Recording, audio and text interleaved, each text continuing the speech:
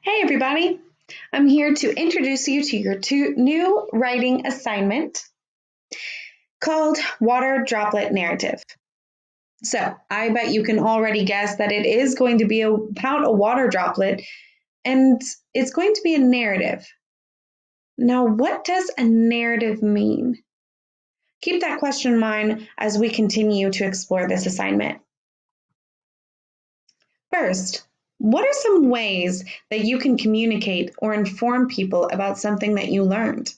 How do you communicate with those who live around you, with people who want to know your opinion? Think of a few ways. I've come up with some ways that I communicate with the world, especially now that we're quarantined. First and foremost, movies. I love movies. I love making movies. I love making videos. YouTube is a little scary. I'm not going to lie to you. But I have enjoyed some of your comments.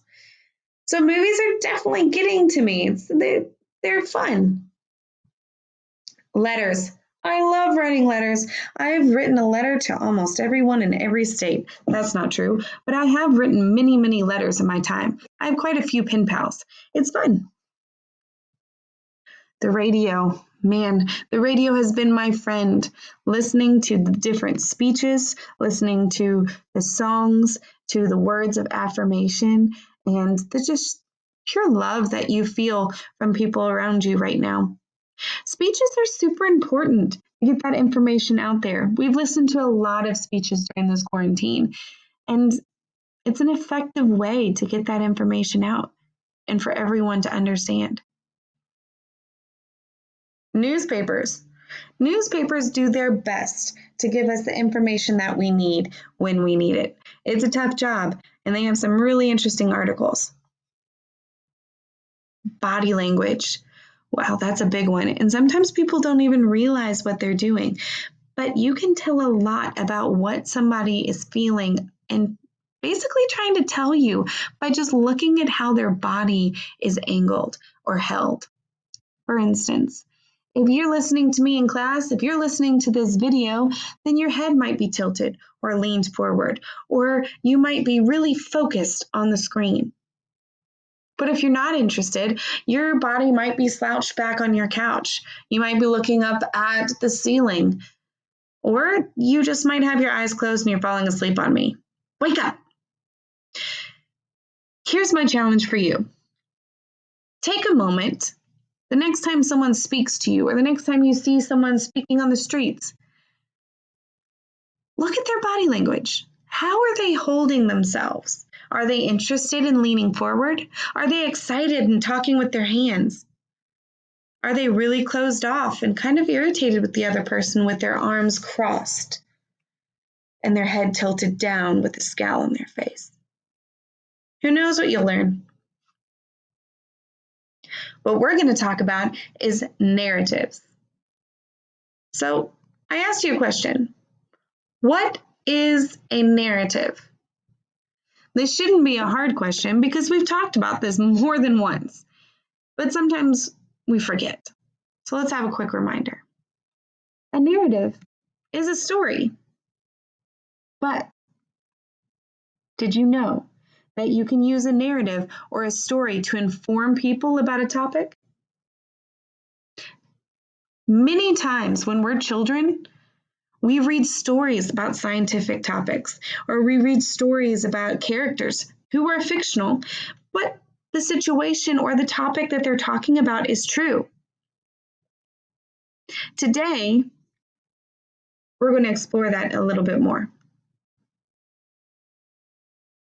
But before you can write a narrative on a topic, you have to learn about it. You have to know what you're talking about. Today, I've chosen a topic that I'm pretty sure all of you will feel comfortable speaking to.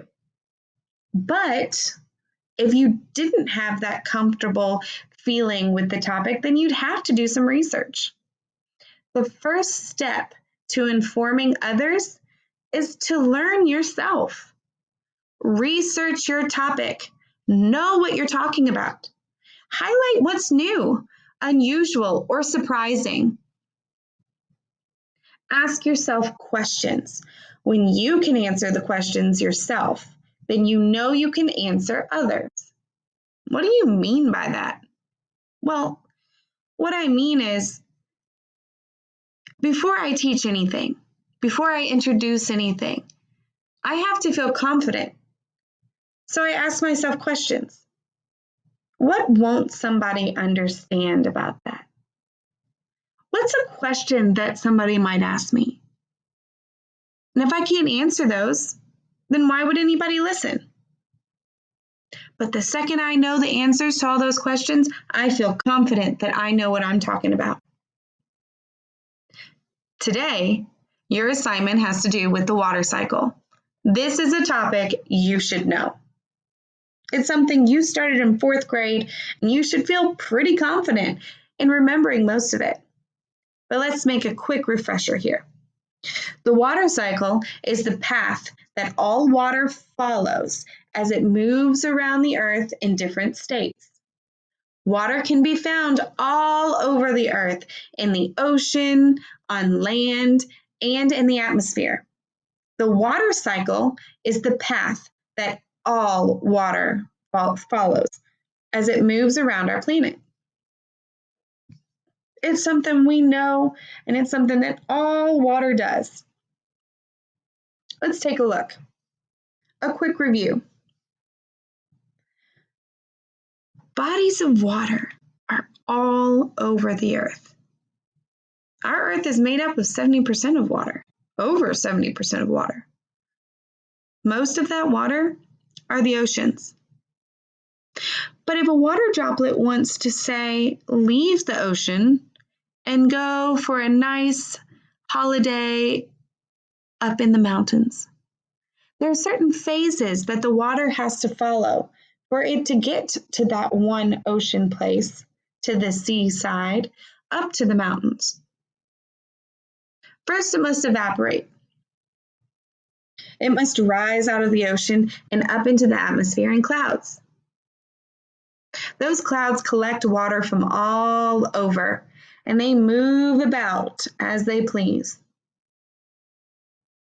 Then, once they get to a certain area, let's say over the mountain, then they have precipitation.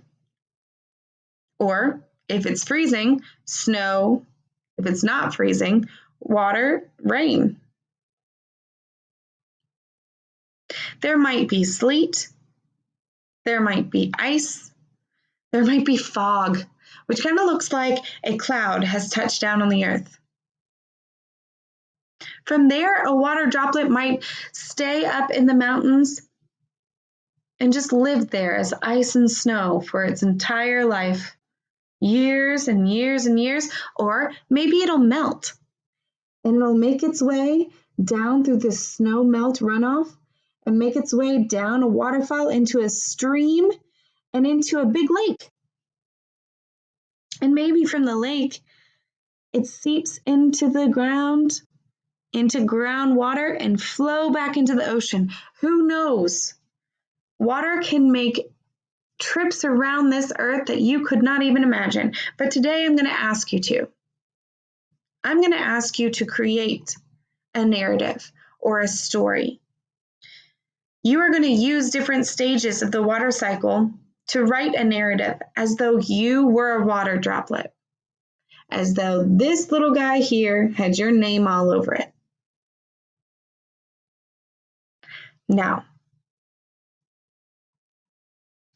there are certain stations that your water droplet can visit. Every water droplet is going to start as a cloud. You're going to start in that cloud and you're going to make your way on your adventure. You can visit any of these places: a mountain, a plant, a stream, groundwater, ocean, any of those places, and you can visit more than once. But you have to follow the phases of the water cycle to get there.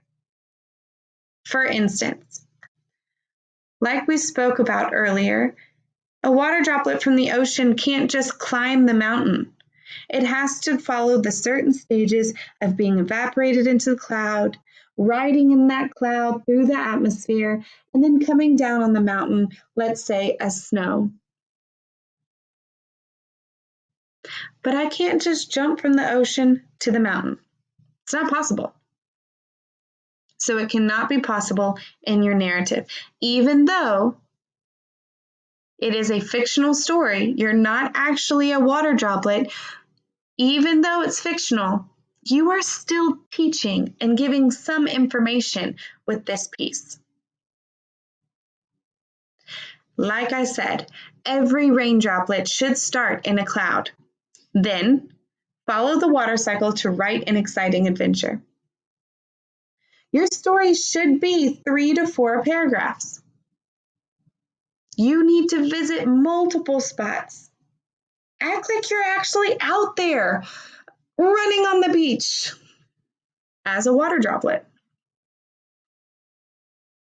It's a way for us to get out of our homes during this quarantine and kind of have a little bit of an adventure.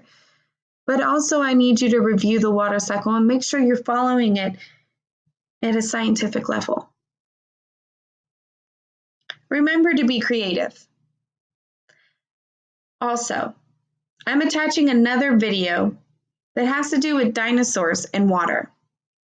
I suggest you watch this because it might give you some creative and pretty comical ideas of where your water droplet can go. Remember to be appropriate. Remember to be creative. And remember to look up some ideas. In addition to the second video that I'm adding to this assignment, you can also find an audio of a story that I wrote. If you would like to listen to it to get some ideas, please do. But remember, copying another person's ideas and passing it off as your work will not only get you a 0, but it's also copywriting. It's also plagiarism, and it's not acceptable. So please be careful. I hope you guys have fun.